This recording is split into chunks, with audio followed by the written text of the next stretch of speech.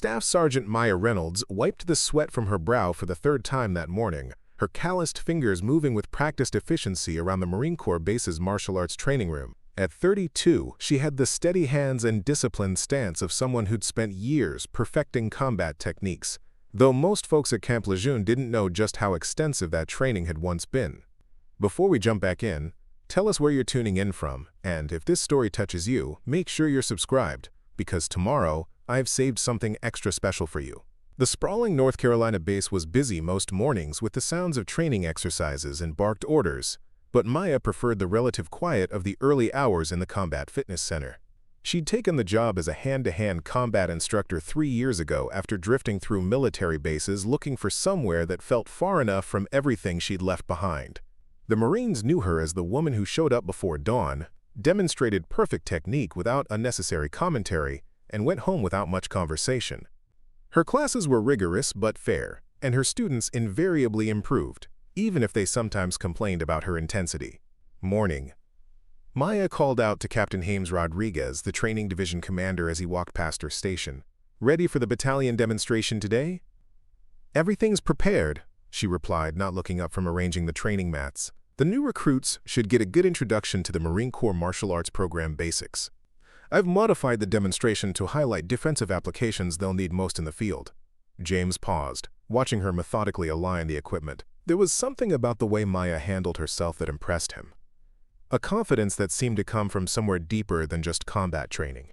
She moved with a fluid precision that spoke of thousands of hours of practice, could spot a student's form correction needs from across the room, and had an uncanny ability to neutralize opponents twice her size with seemingly minimal effort. "You ever think about going into special operations training?" James asked casually. "With your skills, you'd probably be a natural for Force Recon or even MARSOC."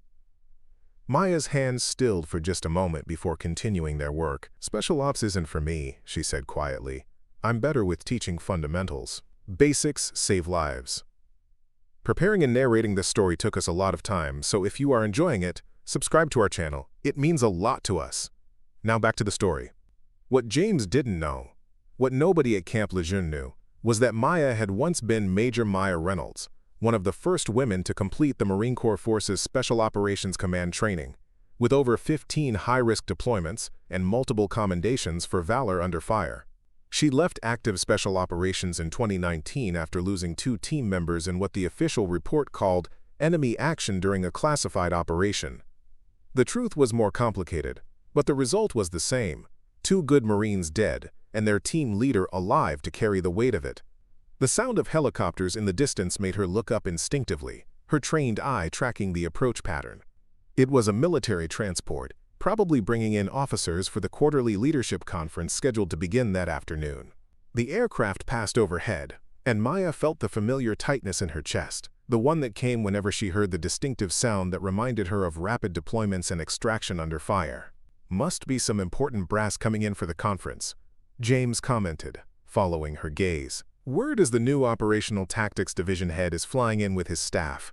Helicopters waste fuel on short distances," Maya said, turning back to her work. "Most officers just like the dramatic entrance. Makes them feel important." Her voice carried an authority that made James look at her more closely. Sometimes when she talked about tactics or operations, it was like listening to someone with years of command experience speaking. Not just an instructor who'd learned from manuals, but someone who'd lived it. Later that morning, a group of staff officers from the incoming leadership team stopped by the Combat Fitness Center to tour the facilities. Maya was demonstrating disarming techniques to a group of young Marines when she overheard their conversation. "That instructor over there," one of them said, loud enough for her to hear. "Word is she thinks her hand-to-hand program is more important than actual combat operations." "Yeah, I heard she's got opinions about everything," another added with a laugh. "Probably read too many martial arts manuals or something."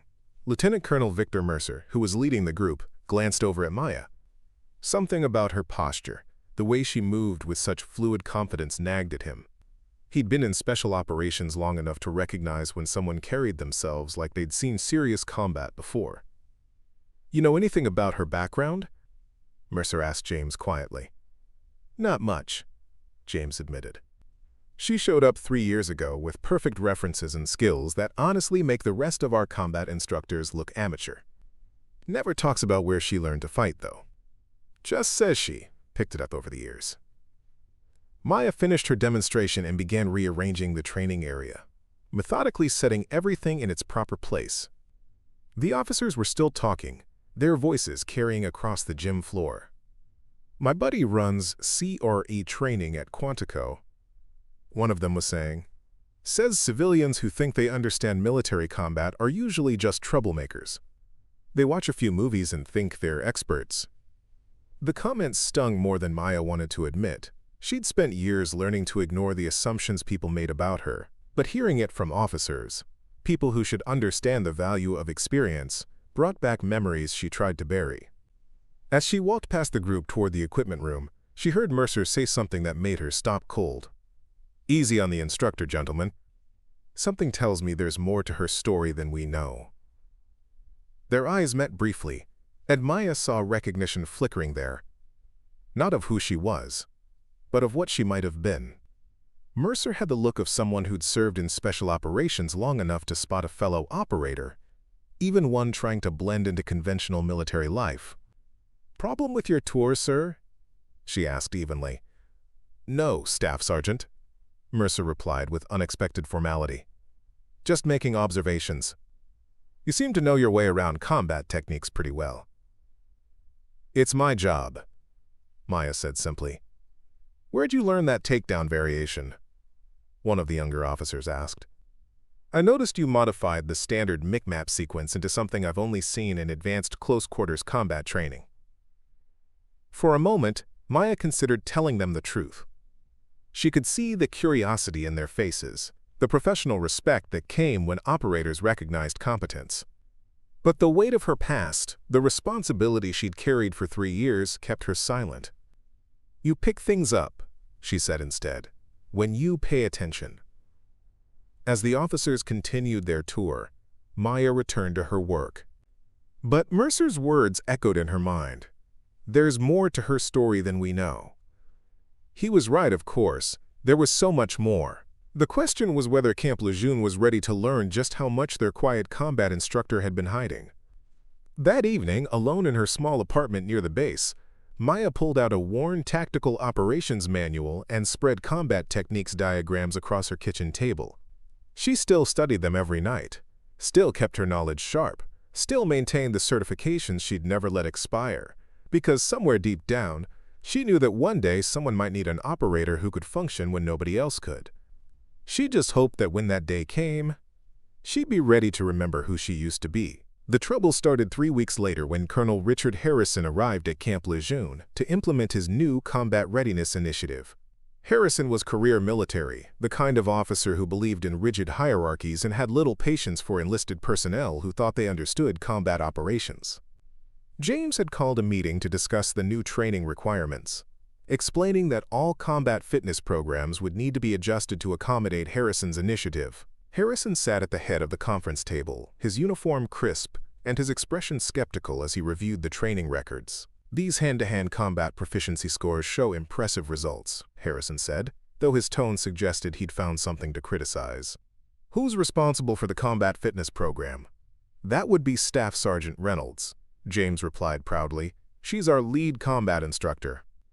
Best I've ever worked with." Harrison's eyes found Maya in the back of the room. She was still in her training gear, having been called directly from the gym, and the stark utility of her appearance stood out against the formal atmosphere of the meeting. "Staff Sergeant," Harrison said, his voice carrying the authority of someone accustomed to immediate compliance.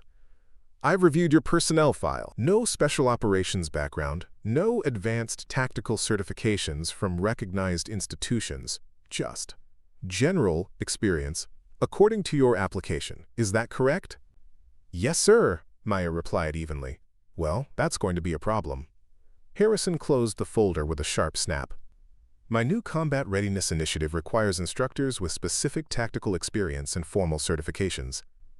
I can't have unqualified personnel training Marines for the operational challenges we face." James shifted uncomfortably. "Colonel Reynolds, work has been exemplary." Her students consistently outperform every other unit on base.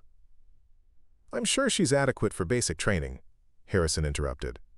But this is different. We're talking about preparing Marines for integrated operations in contested environments. The liability alone. He shook his head. I'll need to bring in certified special operations veterans for any advanced combat training. Maya felt the familiar burn of injustice in her chest. She'd conducted over 50 close-quarters combat operations in, quote, contested environments that Harrison couldn't even imagine. She'd trained special operations teams in 4 countries. But without the paperwork to prove it, her experience meant nothing to someone like Harrison. Permission to speak, sir? She asked quietly. Harrison looked surprised that she'd spoken up. Go ahead. I understand your concerns about qualifications. But I have implemented combat training systems in operational contexts similar to those you're describing. If you'd like to review my technical knowledge, Staff Sergeant. Harrison's voice carried a condescending edge that made several people in the room wince. I appreciate your enthusiasm, but special operations combat is a completely different world from basic hand-to-hand training. The techniques are more advanced, the applications more lethal, the stakes infinitely higher. No offense, but teaching basic takedowns to recruits doesn't qualify you to train Marines for high-threat environments. The comment hit like a physical blow. Maya kept her expression neutral, but inside she was remembering the dozens of direct action missions she'd led, the countless hours spent developing tactical solutions under enemy fire. She'd once eliminated 3 hostile combatants in complete darkness after her night vision equipment failed, using only the combat techniques she'd spent years perfecting. I understand, sir, she said simply. But Harrison wasn't finished. Furthermore, I'll need to establish clear boundaries about access to advanced training. That means no unauthorized personnel in the vicinity of my special operations preparatory sessions, no unsolicited technical advice, and absolutely no interference with my procedures. James looked uncomfortable. Colonel, this is still the base combat fitness center. Staff Sergeant Reynolds needs to access all areas to perform her duties. Then we'll need to coordinate schedules to ensure separation, Harrison replied curtly. My operations take precedence. If your instructor needs to work in an area we're using, she'll have to wait.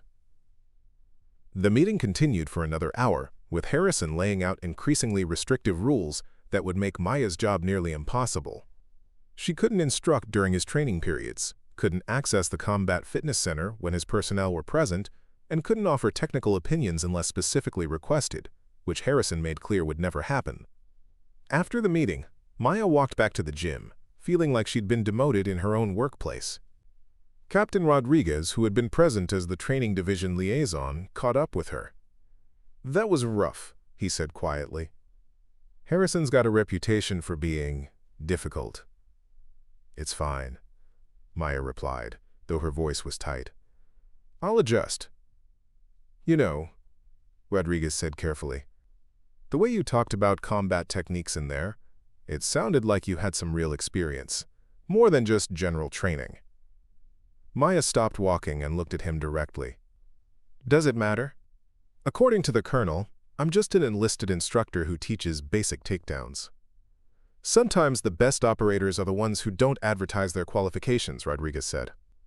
I've learned to pay attention to what people can do, not what their paperwork says they can do. That evening, Maya sat in her apartment, staring at her old military documents, still sealed in their original envelope, her commendations, operation records, all the proof she'd need to show Harrison exactly how qualified she was. But opening that envelope meant opening everything else. The investigation reports, the casualty notifications, the reminder of why she'd walked away from special operations in the first place. She'd built a quiet life at Camp Lejeune, found peace in the simple work of training Marines without the weight of command decisions. Harrison's dismissal stung, but it was safer than the alternative. Better to be underestimated than to risk everything she'd worked to leave behind. The next morning, she arrived at work to find a memo posted on the gym door. New access protocols enlisted personnel. The list of restrictions was even longer than what Harrison had outlined in the meeting. She was effectively being pushed out of half her own workplace. James found her reading the memo, his face flushed with anger. This is ridiculous. I'm going to call the base commander. Don't, Maya said quietly. "It's not worth the fight. But you're the best combat instructor we've ever had. They can't just—" "They can," Maya interrupted. "And they are. I'll work around it." But as she watched Harrison's team set up their equipment in the gym she'd maintained for 3 years, Maya felt something she hadn't experienced since leaving Special Operations: the desire to prove herself. Harrison had dismissed her based on assumptions and paperwork, but every instinct told her that eventually his arrogance would create a situation where qualifications mattered less than ability. When that moment came, she'd be ready. 2 weeks into the new Combat Readiness Initiative, Harrison's restrictions had turned Maya's work life into a maze of frustration. She'd arrive at dawn to find Special Operations personnel already occupying the Combat Fitness Center, forcing her to wait hours before she could access her own training area. When she finally got to work, she'd be interrupted by officers who'd been told to monitor enlisted activities around specialized training equipment. The breaking point came on a Tuesday morning when Maya was conducting a crucial evaluation session for Marines preparing for deployment. She had discovered a dangerous flaw in their defensive positioning that needed immediate correction, the kind of tactical error that got people killed in real-world operations. As she was demonstrating the proper technique, Lieutenant Kevin Walsh approached her. "Staff Sergeant, I need you to clear the training area," Walsh said, consulting his clipboard. "Colonel Harrison wants all enlisted instruction suspended while we conduct our specialized training exercise." Maya looked up from her demonstration. "Sir, this group is deploying in 3 days. There's a critical flaw in their defensive technique that needs to be addressed immediately.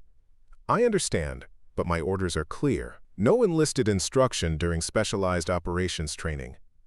"Lieutenant," Maya said patiently, "this isn't about schedules. These Marines are heading into a combat zone with a potentially fatal tactical error. If they encounter hostiles using the counter technique I've identified, they could be seriously injured or killed." Walsh looked uncomfortable but held his ground. "I'm sorry, Staff Sergeant. Colonel's orders. You'll have to wait until our exercise is complete." "How long will that be?" "Could be several hours, maybe all day." Maya felt her professional composure cracking. "So you're telling me to let Marines deploy with a fatal flaw in their combat technique because of a training schedule?" "Staff Sergeant, I'm sure it's not that serious." "It is that serious." The sharpness in her voice made several nearby Marines turn to look. "I've seen what happens when tactical errors go uncorrected. It's not theoretical. It's body bags coming home." Walsh's radio crackled, and Harrison's voice came through clearly. "Lieutenant, what's the situation over there?" "Staff Sergeant Reynolds is arguing about training priorities, sir. Tell her to clear the area immediately. If she has concerns, she can file them through proper channels after our training is complete." Maya stared at the radio in disbelief. Through proper channels while Marines deploy with lethal deficiencies in their training, the disconnect between protocol and combat readiness was exactly the kind of institutional thinking that had driven her away from Special Operations in the first place. "You heard the Colonel," Walsh said apologetically. "I need you to clear the area." "Fine," Maya said, her voice deadly quiet. "But when these Marines encounter exactly the counter technique I was about to demonstrate, remember this conversation." She walked away, but not before making a quick decision. She approached the deployment squad's leader.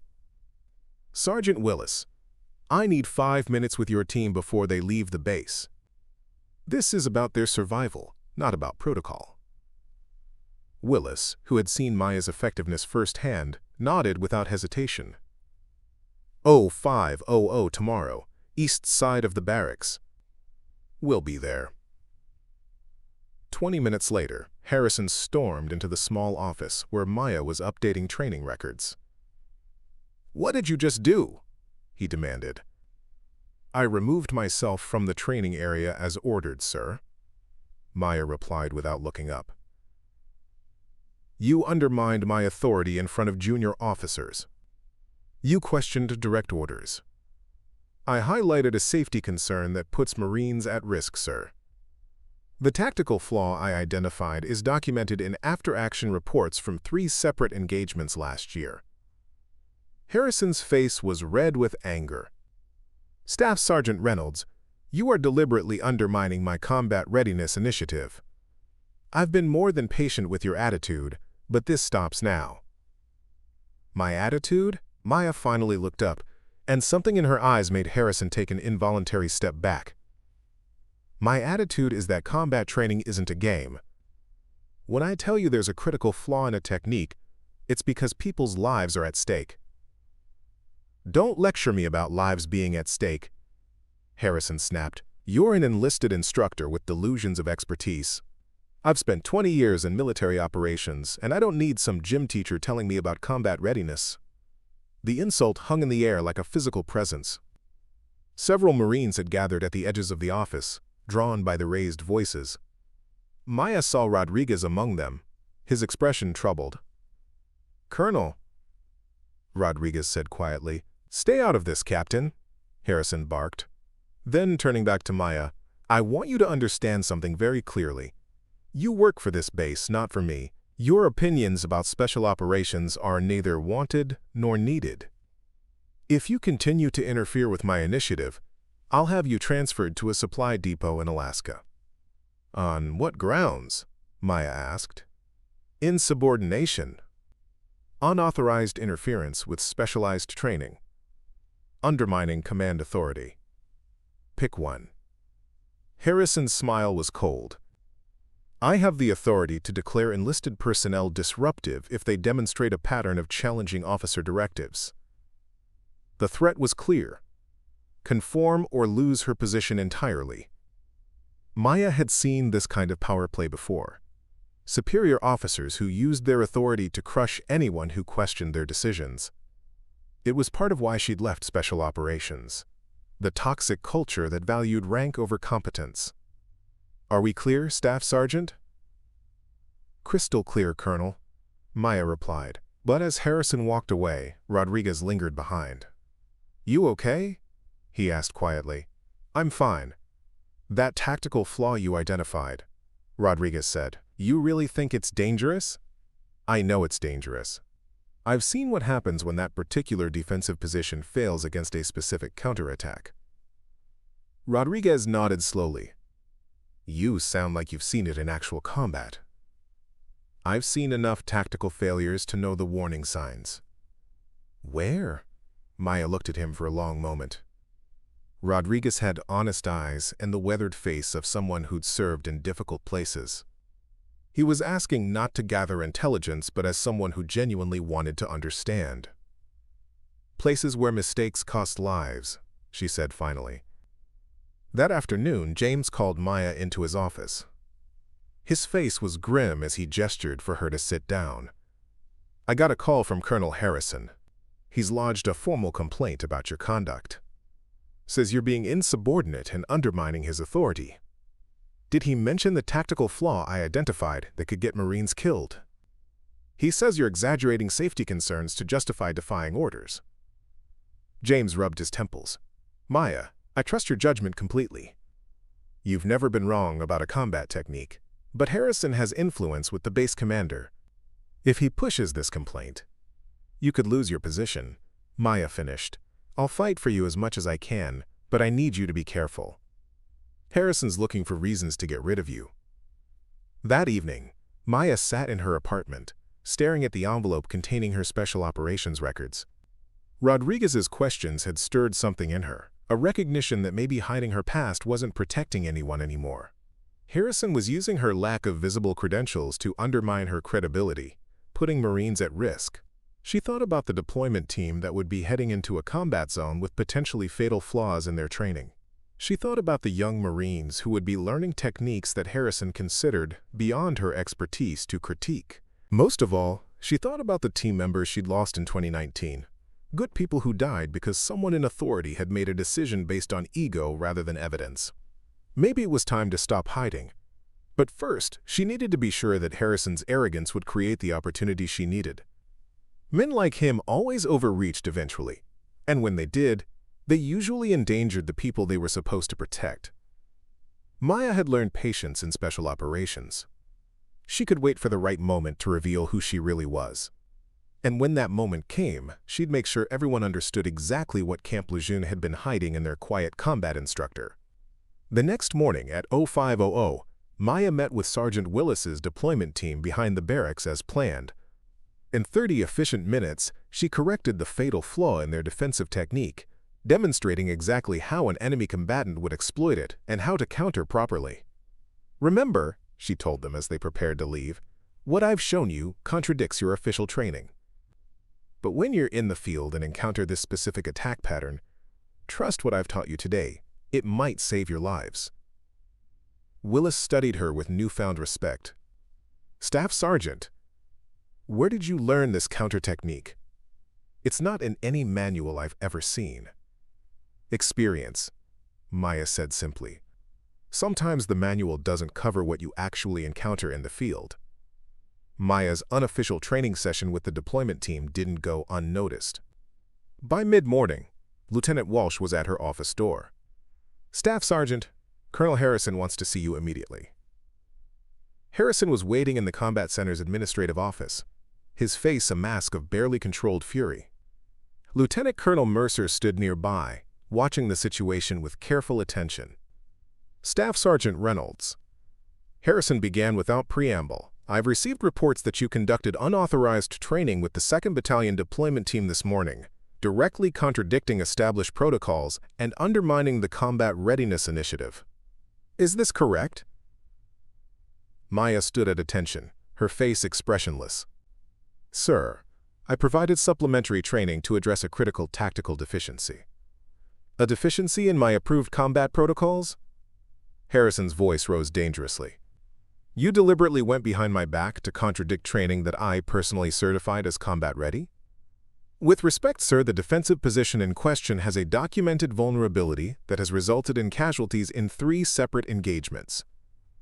And you, a staff sergeant with no special operations experience, no advanced tactical training, somehow know better than an entire team of combat veterans with decades of combined experience." Maya maintained her composure, though the accusation burned.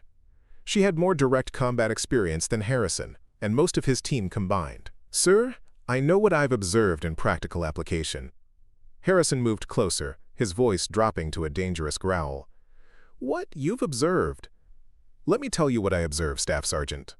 I see an enlisted woman who doesn't understand her place in the chain of command, who thinks her gym experience somehow translates to actual combat knowledge, who undermines superior officers because she can't accept that she's just not qualified to have an opinion on matters beyond her comprehension." The insult was calculated to provoke a reaction, to give Harrison justification for the disciplinary action he clearly wanted to take. Maya remained perfectly still, her expression neutral, though her eyes never left Harrison's. "Do you have any concept of what real combat is like, Reynolds? Have you ever had to make split-second decisions that determine whether Marines live or die? Have you ever had to carry the weight of command responsibility in a hostile environment?" Each question was like a physical blow, targeting precisely the experiences that had defined her career and the failures that had driven her from it. "Your silence confirms what I already knew," Harrison continued, mistaking her restraint for submission. "You're out of your depth. And I won't allow you to endanger Marines with your ego-driven interference."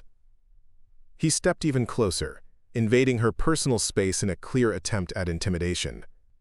"As of this moment, you're relieved of all combat instruction duties pending administrative review. You'll report to supply logistics until further notice." Maya held her position, neither backing away nor responding to the provocation. "Is that all, sir?" Harrison's face darkened at her composure. "No, that's not all. I want you to understand something, Reynolds. Your career in this corps is effectively over. I'm going to make sure your insubordination follows you to every post you might ever hope to hold." Something shifted in the atmosphere of the room. Lieutenant Colonel Mercer, who had been silently observing, straightened slightly. Captain Rodriguez, who had entered during Harrison's tirade, exchanged a glance with him. "You think you know something about combat?" Harrison continued, his voice rising again. "You think reading a few manuals qualifies you to question my authority? Let me show you what real combat operators are capable of." Without warning, Harrison reached out and grabbed Maya's wrist, intending to physically move her toward the door. It was a deliberate provocation, a physical dominance display meant to humiliate her in front of the gathered officers. What happened next occurred so quickly, that most observers would later give conflicting accounts. Maya's body responded with the automatic precision of thousands of hours of training. Her wrist rotated inside Harrison's grip, creating a momentary slack that allowed her to establish her own hold. In one fluid motion, she executed a perfect joint manipulation, applying pressure to Harrison's wrist at precisely the angle that offered him a choice: release or break. Harrison, unprepared for the technical precision of the counter, tried to maintain his grip. There was an audible snap as the small bones in his wrist gave way under the pressure. The colonel stumbled backward, his face contorted in pain and shock. "You broke my wrist!" he gasped, cradling his injured arm. "That's assault on a superior officer!" Maya stood perfectly still, her face showing no emotion. "Sir, you initiated unauthorized physical contact. I executed a standard defensive response, as per Marine Corps martial arts program protocols." The room had gone completely silent. Through the large windows of the administrative office, Maya could see that the morning's battalion-wide combat demonstration had assembled. Nearly 300 Marines stood in formation, many with a clear view of what had just transpired. Harrison's face went from pain to calculating rage in an instant. "You're finished, Reynolds.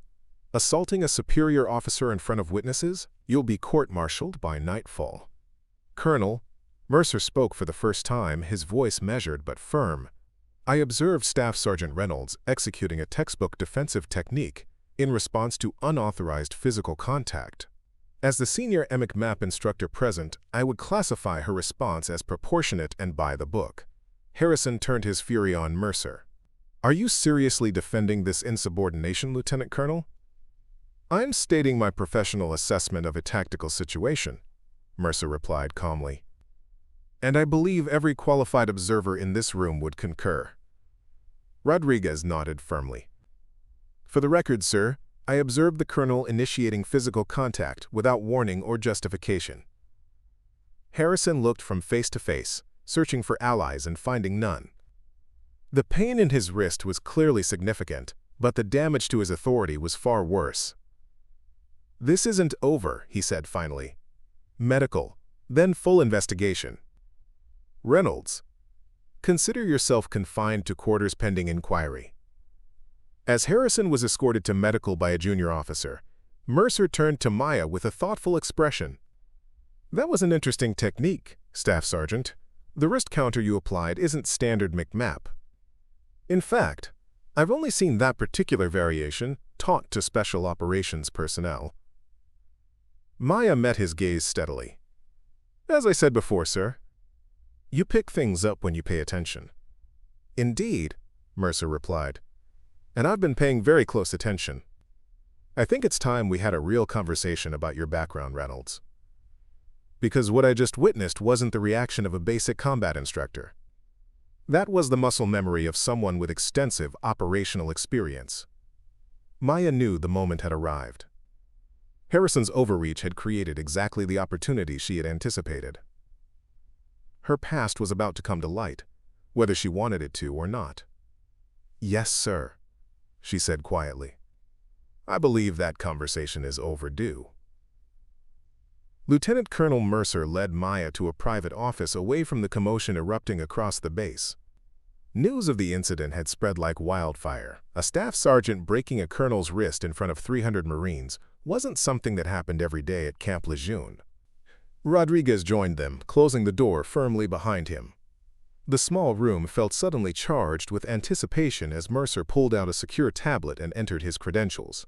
"Before we begin this conversation officially," Mercer said, his voice deliberately casual, "I want to show you something I accessed this morning. Call it a hunch based on your performance these past few weeks." He turned the tablet around, revealing a heavily redacted mission report. Despite the black lines obscuring most of the text, the header was clear: Operation Adamant Resolve, MARSOC Teams Alpha and Delta, After Action Report. Maya's pulse quickened. She recognized the operation name immediately. It was her last mission before leaving Special Operations, the one that had cost her 2 team members. "Interesting reading," Mercer continued, "especially the commander's tactical assessment section, which mentions, and I quote, Major Reynolds, exceptional judgment under extreme duress and unprecedented close-quarters combat proficiency prevented total mission failure." Maya's expression remained neutral, though her mind raced through possible responses. Mercer was clearly more connected than she'd realized. "Sir, I don't understand what this has to do with today's incident." "I think you do, Major."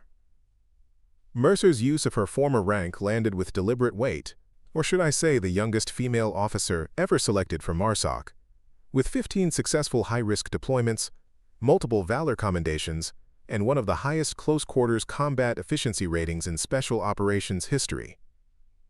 The silence that followed felt deafening. Maya had spent 3 years carefully constructing a new identity, buried beneath layers of paperwork and bureaucratic misdirection. Now it was unraveling in minutes. "How did you find this?" she asked finally. "I served as Deputy Operations Commander for Joint Special Operations Command before taking this position," Mercer explained. "Your reputation preceded you, though we never worked together directly. When I saw you demonstrate that wrist counter, a technique specifically developed for MARSOC's Advanced Close Quarters program, I decided to confirm my suspicions." Rodriguez looked between them, his expression a mixture of confusion and dawning comprehension. "Wait, you're saying Staff Sergeant Reynolds is actually Major Maya Reynolds," Mercer confirmed. "One of the most decorated Special Operations officers in recent Marine Corps history, who mysteriously disappeared from the command structure 3 years ago after a classified operation went sideways." Maya felt the weight of her past pressing down with almost physical force. The carefully constructed walls she'd built were collapsing, exposing everything she'd tried to leave behind. "The records indicate you requested immediate discharge after losing 2 team members," Mercer continued. "No transition period, no administrative duties, just gone. What the records don't explain is why one of our most promising Special Operations commanders would resurface as an enlisted combat instructor, deliberately hiding her qualifications and experience." Maya looked at the 2 officers, weighing her options. The truth would inevitably come out now, especially after the incident with Harrison. Perhaps it was time to control the narrative rather than running from it. "After Operation Adamant Resolve, I couldn't command anymore," she said simply. "I made a tactical decision that got 2 of my people killed. I couldn't carry that responsibility." "The operation was classified as a success," Mercer noted.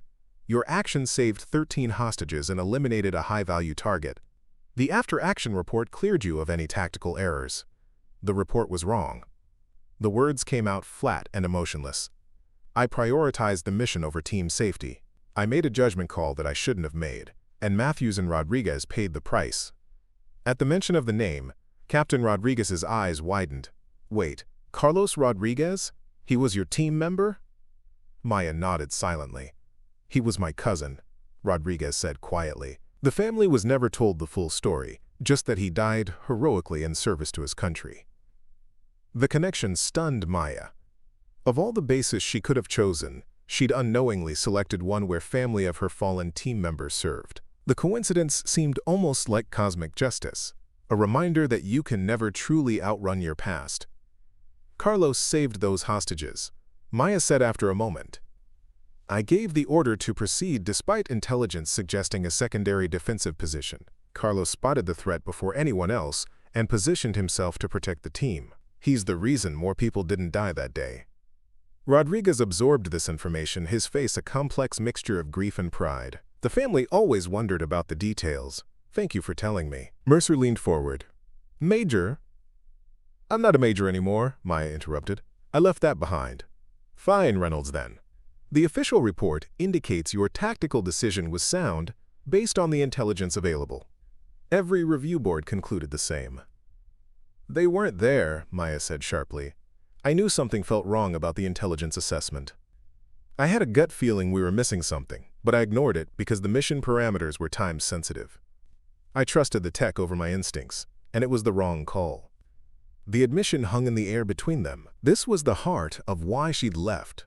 Not just the loss, but the knowledge that she had betrayed her own operational judgment under pressure. "So you walked away," Mercer said, "buried your identity and took a position teaching basic combat techniques. I needed to start over where the decisions I made wouldn't get people killed." "But they still might," Rodriguez interjected. "If you'd been allowed to fully train that deployment team this morning, you might have saved lives. Instead, Harrison's ego is sending Marines into combat with tactical vulnerabilities you could have fixed." The observation hit its mark. Maya had been so focused on avoiding command responsibility that she hadn't fully considered the impact of her silence. "That's why you demonstrated that counter technique this morning, isn't it?" Mercer asked. "You knew those Marines were walking into danger with inadequate training." Maya nodded. "I couldn't let them deploy without addressing the flaw, even if it meant going behind Harrison's back. And now Harrison's going to try to court-martial you for defending yourself when he physically assaulted you," Rodriguez said grimly. "He's already spinning the narrative, claiming you attacked him without provocation." "Which brings us to our current situation," Mercer said. "Harrison has powerful connections at Headquarters Marine Corps. If this goes forward as a simple case of a staff sergeant assaulting a colonel, your career, what's left of it, is over." "I accepted that possibility when I broke his wrist," Maya replied evenly. "But what if there's another option?" Mercer's expression had shifted to something more calculating. "What if, instead of being a staff sergeant who assaulted a superior officer, you're actually a highly decorated special operations major who was operating under an administrative cover for a classified training assessment?" Maya stared at him. "That's not what happened." "Isn't it, though?" Mercer countered. "Your records were never fully processed through the system. Technically, you're still listed as Special Administrative Status in the main database. Your discharge was processed at the unit level but never fully integrated into headquarters records due to the classified nature of your final operation." "What are you suggesting?" "I'm suggesting that 3 years ago, after a traumatic operation, you were placed on Special Administrative Status for an extended evaluation and recovery period. During that time, you were tasked with assessing combat readiness training from within, without the bias that comes from rank and known special operations status. The fabrication was elegant in its simplicity. It would explain her presence as an enlisted instructor while preserving her actual rank and qualifications." "That's a lie," Maya said flatly. "Is it?" Mercer raised an eyebrow. "Or is it a convenient administrative correction that prevents Harrison from destroying your career while simultaneously exposing his incompetence? Think about it, Reynolds. If you're revealed as a decorated major with extensive special operations experience who identified critical flaws in his training protocols, flaws that could have gotten Marines killed, his complaint against you collapses completely." Rodriguez was nodding slowly. "Plus, the Marines you trained this morning would have received instruction from a qualified special operations officer rather than an unauthorized staff sergeant. Everything you've done becomes legitimate in retrospect." Maya considered the proposal. It was tempting. A neat solution that would neutralize Harrison's threat while preserving her ability to continue teaching. But it would also force her to confront the identity and past she'd been running from. "I walked away for a reason," she said finally. "I didn't want the responsibility anymore." "But you took it anyway," Mercer pointed out. "This morning, when you trained that deployment team against orders. Every time you've corrected a dangerous technique or identified a tactical flaw, you never stopped being who you are, Reynolds. You just stopped acknowledging it." The truth of his words resonated uncomfortably. She had never truly escaped her past. She'd just buried it beneath layers of bureaucracy and self-imposed limitations. "What about Harrison?" she asked. "He's not going to simply accept this explanation." "Leave Harrison to me," Mercer said with quiet confidence. His judgment was already questionable before he physically assaulted a female officer. Now he's facing a situation where his entire combat readiness initiative might be exposed as dangerously flawed by someone with the credentials to know better. Rodriguez leaned forward. "For what it's worth, I think you should do it. Not just to save your career, but because Marines deserve instructors who actually know what they're doing. Harrison's program is all theory and ego. Your knowledge comes from real experience." Maya stood and walked to the window, looking out at the training grounds where hundreds of Marines were preparing for deployments that might put them in harm's way. She joined Special Operations because she wanted to make a difference, to protect those who couldn't protect themselves. Had she really honored that commitment by hiding her abilities? "If I do this," she said slowly, "there's no going back. I'd have to reclaim my rank, my history, everything I've been running from." "Sometimes running isn't the answer," Mercer said quietly. "Sometimes you have to turn and face what's behind you." Maya thought about the deployment team she'd trained that morning, about the quiet gratitude in their eyes when she showed them how to counter a potentially lethal attack. She thought about all the other Marines who could benefit from what she knew, knowledge that had been paid for in blood and sacrifice. "All right," she said finally. "Let's do it." The next 24 hours moved with the swift efficiency that only military bureaucracy can achieve when properly motivated. Mercer activated contacts at Headquarters Marine Corps, retrieving Maya's full service record and arranging for an administrative correction to her personnel file.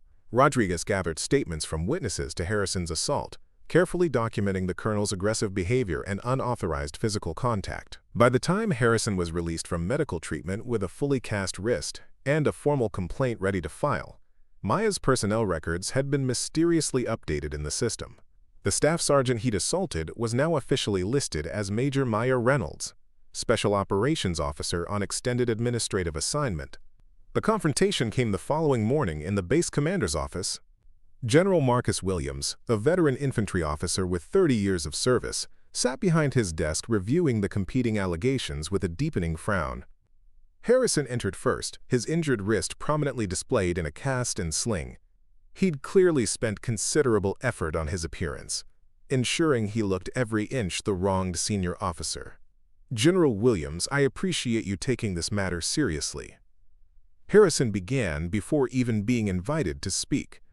"The assault I experienced yesterday represents a complete breakdown in good order and discipline. Staff Sergeant Reynolds must be held accountable for this unprovoked attack on a superior officer." The general's expression remained neutral. "I understand there are differing accounts of the incident, Colonel. We'll get to that momentarily." When Maya entered, accompanied by Mercer and Rodriguez, Harrison barely glanced at her, his contempt evident. "General, I'd prefer to discuss this matter without the accused present initially." "That won't be necessary, Colonel," Williams replied. "In fact, I believe there's been some confusion about the situation that needs immediate clarification." He gestured to Maya. "Colonel Harrison, are you familiar with Major Reynolds' service record?" Harrison's head snapped toward Maya, then back to the general. "Major? There's been a mistake. This is Staff Sergeant Reynolds, a basic combat instructor." "Actually," Williams said, sliding a folder across the desk, "according to official personnel records, this is Major Maya Reynolds, Marine Corps Forces Special Operations Command, currently on special administrative assignment assessing combat readiness training protocols." The color drained from Harrison's face as he stared at the folder, then at Maya. "That's impossible. Her personnel file clearly listed her as her cover identity." "Yes," Mercer interjected smoothly. "Standard protocol for internal assessment operations." "Surely you're familiar with the practice, Colonel." Harrison's mouth opened and closed without sound as he struggled to process this radical shift in circumstances. The staff sergeant he'd dismissed, threatened, and physically confronted was actually a decorated special operations officer who outranked him in specialized combat expertise if not in actual rank. "This is absurd," he finally managed. "She's been working as a combat instructor for 3 years. This is clearly a fabrication to avoid disciplinary action." General Williams raised an eyebrow. "Are you suggesting Headquarters Marine Corps records are falsified, Colonel? Because I've personally reviewed Major Reynolds' service history, and it's quite impressive. 15 successful special operations deployments, multiple valor commendations, and one of the highest close-quarters combat efficiency ratings in MARSOC history." Harrison's tactical mind was clearly racing, recalculating his position in light of this new information. "Even if that were true, General, it doesn't excuse her assaulting a superior officer." "About that," Williams continued, opening another folder, "I have statements from multiple witnesses indicating you initiated unauthorized physical contact with Major Reynolds, who responded with a proportionate defensive technique as prescribed in the Marine Corps Martial Arts Program Manual." "She broke my wrist," Harrison exclaimed, holding up his cast. "According to the medical report." Williams read, "You sustained a minor fracture when you maintained aggressive physical contact, despite a standard joint manipulation technique being properly applied." Quote, he looked up. "In layman's terms, Colonel, you grabbed an officer trained in advanced close-quarters combat techniques, and when she applied a standard defensive response, you refused to release, resulting in your injury." Harrison's face flushed with anger and embarrassment. "This is a coordinated effort to undermine my authority and discredit my combat readiness initiative." "Your initiative?" Maya spoke for the first time, her voice calm and professional, contains critical tactical flaws that place Marines at unnecessary risk. The defensive position you've implemented for counterinsurgency operations has a documented vulnerability that has resulted in casualties in 3 separate engagements. And you, a gym instructor, are qualified to make that assessment? Harrison sneered, clinging to his previous understanding of her role. No, Maya replied evenly. But a special operations officer with extensive combat experience in the exact environments you're training for is certainly qualified. Would you like me to demonstrate the vulnerability? I can show you precisely how the technique fails against a specific counterattack commonly used by adversaries in current theaters of operation. The offer hung in the air, a direct challenge to Harrison's expertise. The room fell silent as the colonel realized the depth of the trap he'd walked into. If he accepted her demonstration, he would be tacitly acknowledging her superior tactical knowledge. If he refused, he would appear afraid to have his methods tested. "This is all very convenient," he said finally. "A mysterious special operations officer appears just in time to challenge my training protocols without any prior indication of her actual status." "Prior indication?" Rodriguez interjected. "Colonel, with respect, Major Reynolds has been identifying flaws in your combat readiness protocols since they were implemented. You dismissed her input without verification because you assumed she lacked qualifications. That assumption was incorrect." Harrison turned to General Williams, making one last attempt to salvage the situation. "General, regardless of her alleged background, Reynolds directly violated the chain of command by conducting unauthorized training with a deployment team yesterday morning, after being explicitly ordered to cease instruction." Williams regarded Harrison thoughtfully. "Colonel, if a special operations officer with extensive combat experience identified a critical safety issue in pre-deployment training, would you consider it appropriate for that officer to address the issue immediately?" "Of course, but—" "Then it seems Major Reynolds acted in accordance with her duty to ensure combat readiness," Williams concluded. "The only question remaining is why her concerns weren't properly addressed through standard channels in the first place." The implication was clear. Harrison had failed in his primary duty, ensuring Marines were properly prepared for combat, by dismissing valid input based on assumptions about rank and status. "General," Harrison said, his voice tight with suppressed rage, "I request a formal investigation into this entire situation. If Reynolds is indeed a special operations officer on some kind of assessment mission, there should be documentation beyond a conveniently updated personnel file." "An investigation has already been initiated," Williams replied calmly. "Not into Major Reynolds' status, but into the tactical vulnerability she identified in your combat readiness initiative. A team from Marine Corps Combat Development Command will be arriving tomorrow to conduct a comprehensive review of all training protocols you've implemented." Harrison's face went pale. MCCDC's assessment would be thorough and unforgiving, examining every aspect of his program with scientific precision. If Maya's concerns were validated, and Harrison was beginning to suspect they would be, his professional reputation would be destroyed. "This isn't over," he said, rising to his feet. "Actually, Colonel," Williams said firmly, "I believe it is. You are hereby relieved of your duties pending the completion of the MCCDC assessment. Major Reynolds will serve as interim combat readiness coordinator, ensuring all deployed units receive appropriate tactical instruction." As Harrison stormed from the office, the general turned to Maya with a thoughtful expression. "Major, I don't know what led you to step away from your former position, and frankly, it's not my business. But the Corps needs officers with your experience and judgment. Whatever happened in the past, you clearly haven't lost your commitment to keeping Marines safe." Maya nodded, accepting both the compliment and the implicit challenge. She had spent 3 years hiding from her past, but perhaps it was time to find a new way forward. One that honored her fallen teammates by using the hard-won knowledge their sacrifice had purchased. "Thank you, sir," she said simply. "I'll do my best to ensure our Marines have every tactical advantage possible." As she left the general's office, Maya felt a strange lightness. The weight of her secret was gone, replaced by a new sense of purpose.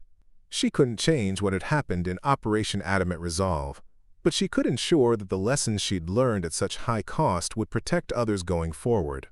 Sometimes the path to redemption didn't lie in running from your past, but in using it to forge a better future. Maya's first week as Interim Combat Readiness Coordinator passed in a whirlwind of activity. The Marine Corps Combat Development Command Assessment Team arrived as scheduled, conducting a methodical evaluation of Harrison's Combat Readiness Initiative.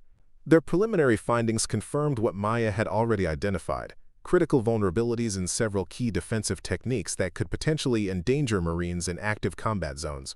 With the assessment team's backing, Maya implemented immediate corrective training for units scheduled for deployment.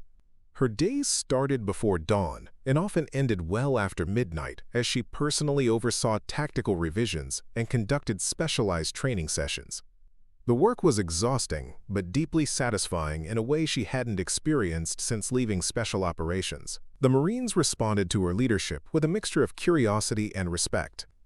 Word of her actual background had spread throughout the base with the efficiency of military gossip. The revelation that the quiet combat instructor they'd known for years was actually a highly decorated Special Operations officer created a near-mythic aura around her, one that Maya found both useful and uncomfortable. "The way those Marines look at you," Rodriguez commented one evening as they reviewed training schedules in her office, "it's like they're seeing a ghost." "In some ways they are," Maya replied. Major Reynolds was supposed to stay buried. Yet here she is, saving lives again. Maya frowned at the comment, though she couldn't deny its accuracy. The tactical corrections she'd implemented were already showing results. The deployment team she'd trained before the confrontation with Harrison had reported back. They'd encountered exactly the counter technique she'd warned them about during a patrol, and her training had prevented casualties. "It's strange," she admitted. "For 3 years I convinced myself I was doing enough by teaching basic techniques. But now you're actually using your full capabilities," Rodriguez finished. "And it turns out you're still pretty damn good at it." Before Maya could respond, Lieutenant Colonel Mercer appeared in the doorway, his expression grave. "We have a situation," he said without preamble. "Colonel Harrison has filed a formal complaint with the Inspector General's office, alleging conspiracy to falsify military records and obstruct disciplinary proceedings." Maya felt a cold weight settle in her stomach.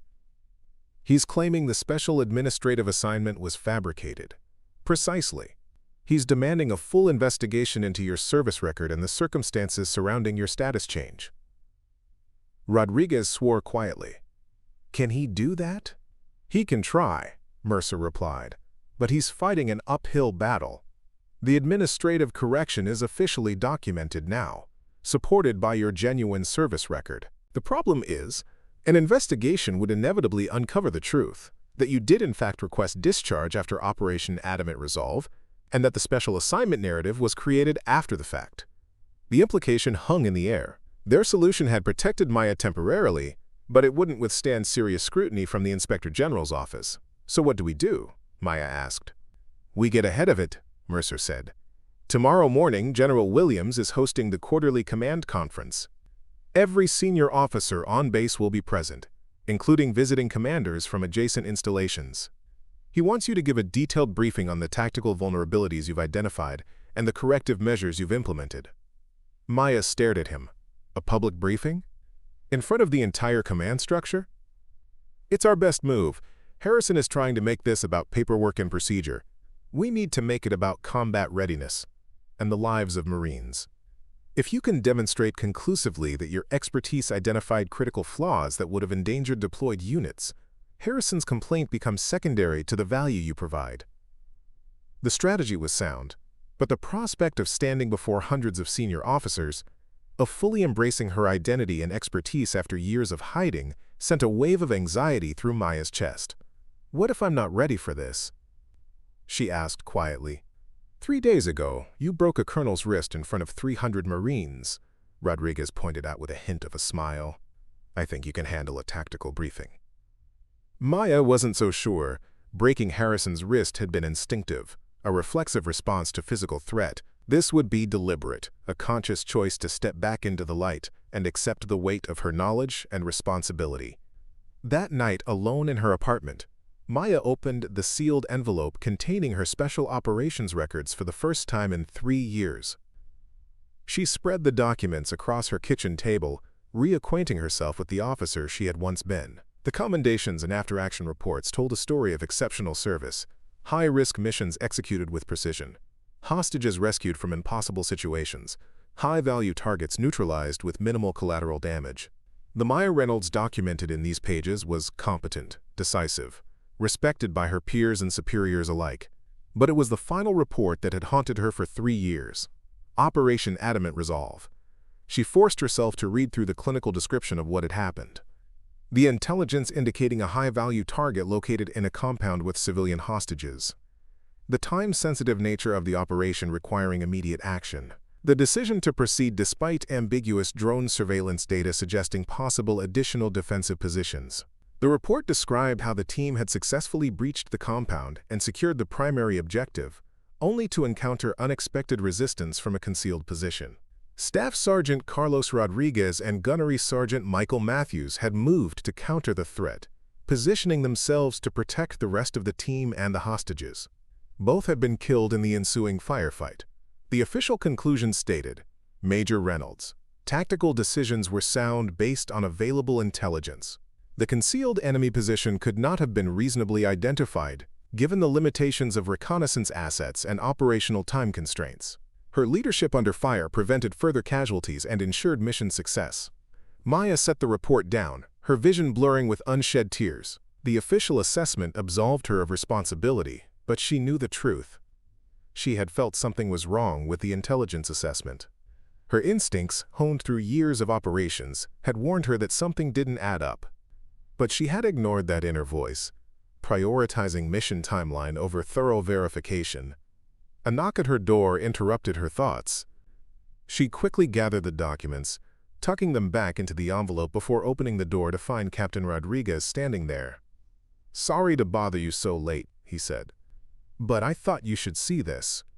He handed her a tablet, displaying an email from the deployment team she had trained before the confrontation with Harrison. The message was brief but powerful. Major Reynolds, during yesterday's patrol, we encountered the exact counter technique you warned us about. Your unauthorized training session saved at least 3 Marines from serious injury or worse. Whatever happens with the brass, we wanted you to know that. Semper Fi. Maya stared at the message, feeling a complex wave of emotions. Pride in the Marines, performance, vindication of her tactical assessment, relief that her intervention had prevented casualties. But most powerfully, a sense of purpose she hadn't allowed herself to feel in 3 years. "I thought it might help," Rodriguez said quietly, "to remember why all this matters." She handed the tablet back to him. "Thank you." "For what it's worth," he added, "Carlos would be proud of what you did this week. He always said you were the best officer he ever served under. The kind who put Marines lives above everything else." The comment struck Maya like a physical blow. She had carried the weight of Carlos's death for so long, convinced that she had failed him. The suggestion that he had respected her leadership, that he would approve of her current actions, cracked something open inside her that had been sealed shut for years. "I'll see you at the briefing tomorrow," she managed. After Rodriguez left, Maya returned to the kitchen table and the scattered remnants of her former life. For 3 years she had been running from the responsibility of command, convincing herself that she no longer deserved to lead. But in doing so, she had also denied Marines the benefit of the knowledge she had gained at such high cost. Matthews and Rodriguez hadn't died, so she could hide her abilities. They had died protecting their team and completing the mission, doing exactly what Marines were trained to do in impossible situations. Perhaps the best way to honor their sacrifice wasn't to bury her experience, but to ensure it protected others going forward. With that realization, Maya began preparing for the morning's briefing with renewed purpose.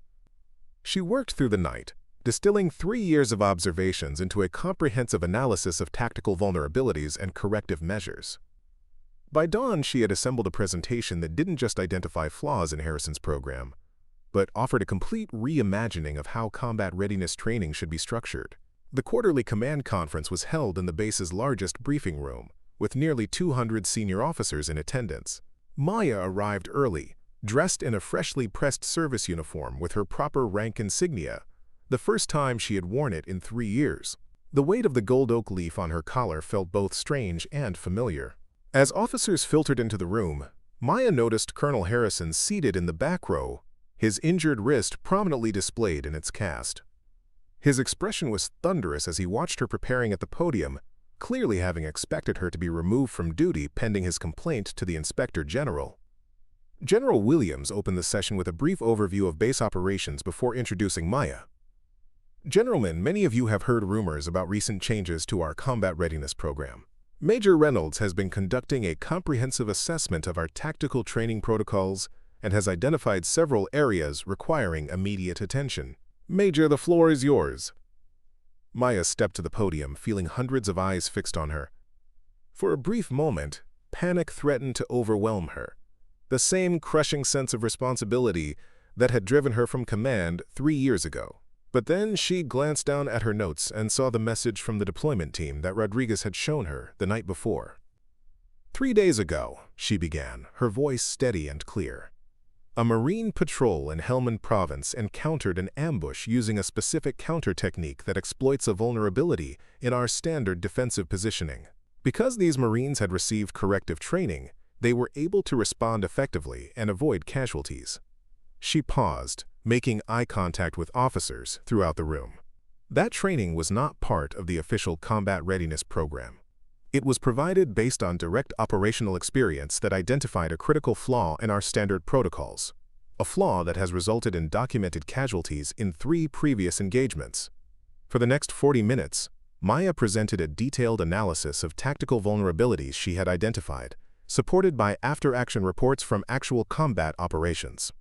She didn't just critique, she offered specific, actionable solutions based on proven special operations techniques adapted for conventional units. The room remained silent throughout her presentation, officers taking careful notes and exchanging glances as the scope of the issues became clear. Even Harrison's expression had shifted from anger to grudging attention, as he recognized the depth of Maya's tactical knowledge. In conclusion, Maya said, approaching the end of her briefing, these vulnerabilities aren't the result of negligence or incompetence. They're the natural consequence of training programs developed in isolation from actual combat feedback. The solution isn't to assign blame, but to create a more responsive system that incorporates direct operational experience into our training methodologies. She took a deep breath before delivering her final point. 3 years ago, I lost 2 team members in an operation that official reports classified as unavoidable. But I knew better. I had a gut feeling that something was wrong with our intelligence assessment, but I ignored it because it didn't align with our technical data and mission timeline. That decision cost lives. The admission silenced the room completely. This wasn't in her prepared remarks, but Maya suddenly knew it was essential to what she needed to communicate. The most important lesson I've learned through 15 deployments isn't a specific technique or tactic. It's that combat is ultimately human, messy, intuitive, and impossible to fully systematize. The best training balances technical proficiency with adaptive thinking and values, experienced judgment alongside procedural adherence. She looked directly at Harrison now, speaking not with anger but with professional conviction. Our responsibility as leaders isn't to create perfect systems or to assert authority. It's to ensure that every Marine has the best possible chance of coming home alive. Sometimes that means questioning established protocols. Sometimes it means listening to input, regardless of its source. Always, it means putting the welfare of our Marines above personal pride or institutional inertia. As Maya concluded her presentation, the room erupted in discussion. Senior officers were already debating implementation strategies for her proposed changes, while others approached the podium with specific questions about tactical applications. General Williams stepped forward, raising a hand for quiet. Major Reynolds, assessment will be implemented immediately for all deploying units, he announced. Furthermore, I'm establishing a permanent combat integration team under her command, tasked with continuously evaluating and updating our tactical training based on real-world operational feedback. The announcement effectively ended Harrison's challenge. By formally establishing Maya's new role, Williams had made the administrative technicalities of her status irrelevant to her continued service. As the conference broke into working groups, Maya found herself surrounded by officers seeking her input on specific training challenges. For the first time in 3 years, she was openly sharing her knowledge without reservation or fear, recognizing that her experience, painful as it had been to acquire, could save lives if properly applied. Harrison approached as the crowd thinned, his expression carefully neutral. "Impressive presentation, Major," he said stiffly. "Though I still have concerns about procedural irregularities in your administrative status." Maya met his gaze evenly. "Your concerns are noted, Colonel. I trust the Combat Development Command's assessment of the tactical vulnerabilities will provide sufficient context for any administrative review." "This isn't over," Harrison said quietly. "Proper procedure exists for a reason." "Yes, it does," Maya agreed.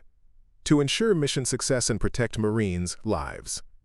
If those objectives are achieved, the paperwork tends to sort itself out." As Harrison walked away, Mercer appeared at Maya's side. "Well handled," he said, "though I suspect he'll continue pushing his complaint through channels." "Let him," Maya replied with newfound confidence. "The truth is, I did request discharge after Operation Adamant Resolve.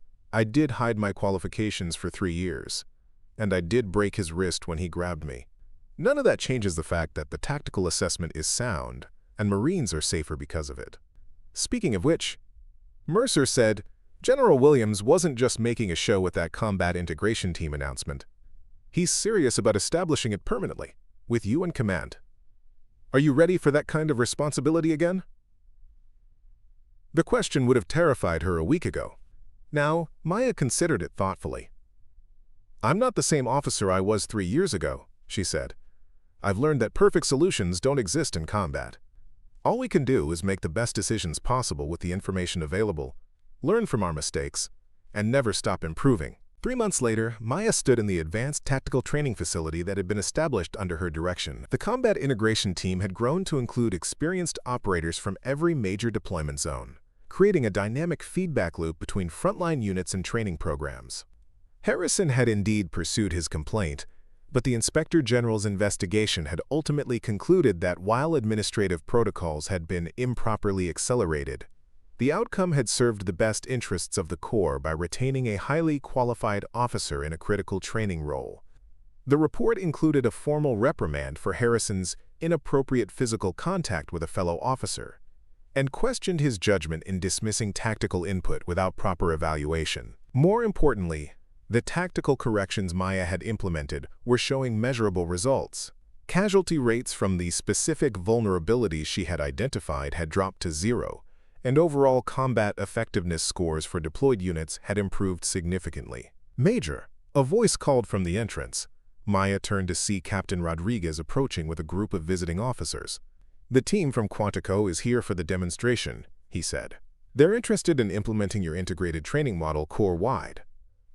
Maya nodded, feeling a familiar sense of purpose.